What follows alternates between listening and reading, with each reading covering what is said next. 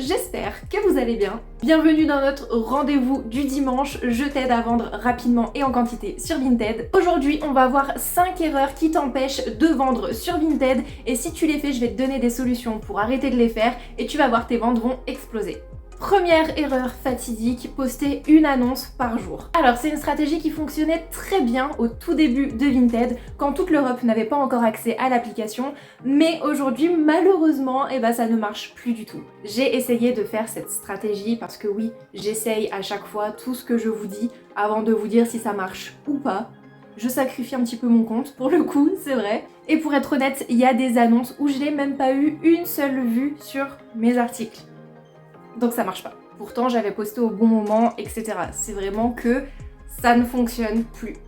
Le mieux c'est de te fixer un jour dans la semaine et tu postes minimum une dizaine d'annonces en même temps, donc tout d'un coup. J'ai fait une vidéo où je t'explique ma méthode pour poster sur Vinted, je te la mets quelque part juste ici. T'as plus qu'à essayer et tu m'en diras des nouvelles.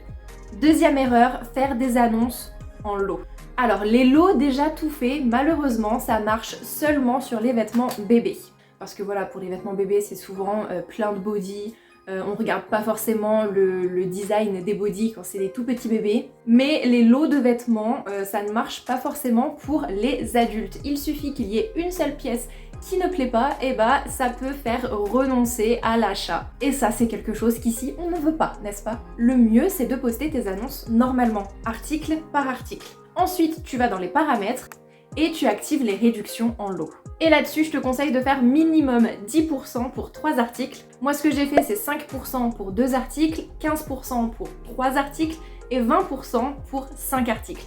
Et comme tu peux le voir, ça va, j'ai quand même pas mal de lots. Et comme ça, au lieu d'imposer tes propres lots à tes acheteurs, ils vont pouvoir tout simplement les créer eux-mêmes. La réduction va s'appliquer toute seule et tout le monde est content.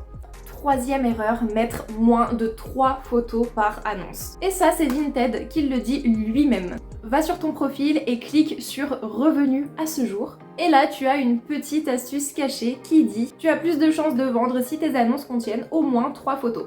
Voilà, je peux pas faire plus français que ça. Effectivement, l'algorithme va mettre plus en avant les annonces qui contiennent plus de 3 photos. En plus, plus tu mettras de photos de ton article, moins l'acheteur aura de mauvaises surprises quand il va recevoir ton article. Donc tu auras moins de chances qu'il te le renvoie et plus de chances d'avoir une évaluation 5 étoiles.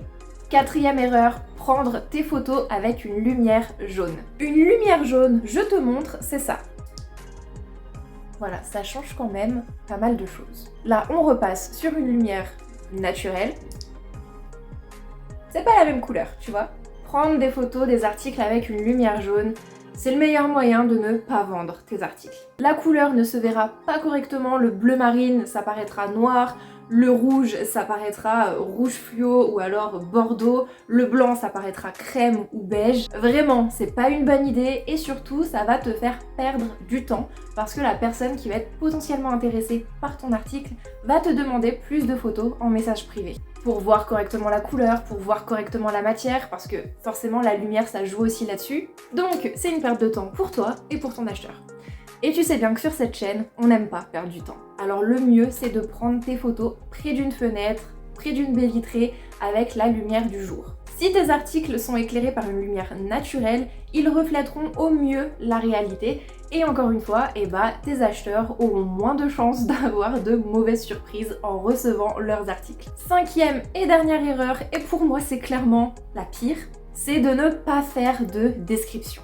Vraiment la pire des erreurs, c'est celle-ci, je vais t'expliquer pourquoi. Une bonne description, une description complète, simple et efficace, ça peut réellement convaincre l'acheteur d'acheter ton article, tout simplement. N'importe qui préférera acheter un article qui est correctement décrit, même s'il a des petits défauts, au moins c'est précisé, on sait à quoi s'attendre, plutôt qu'un article qui n'a aucune description, voire juste un petit bon état. Alors bon état, ça veut dire quoi?